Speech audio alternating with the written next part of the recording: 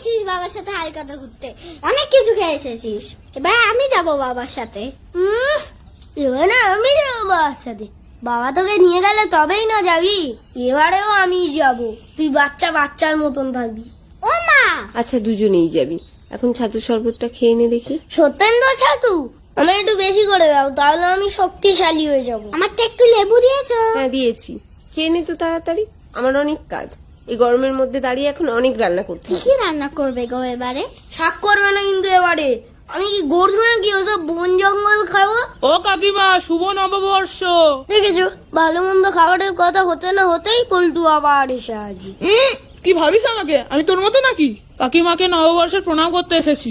বছরের প্রথম দিন বড়দের প্রণাম করতে হয়, জানিস না? দেখ পল্টুকে দেখে শেখ। এনে পল্টু মিষ্টি খা। আমায় দাও। হিমলুদ বাটা রাখা আছে, মেয়েকে স্নান করে দুজনে সবাইকে প্রণাম করে আসবি। কিন্তু সন্ধ্যাবেলা আমি যাবো হালকাতায়। তোরা গোষ্ঠ মেলায় যাবি না? গোষ্ঠ মেলা কি গো পল্টু দাদা? রাধা কৃষ্ণের মেলা, যাবি তোরা? হ্যাঁ আমি যাবো। আমিও যাব।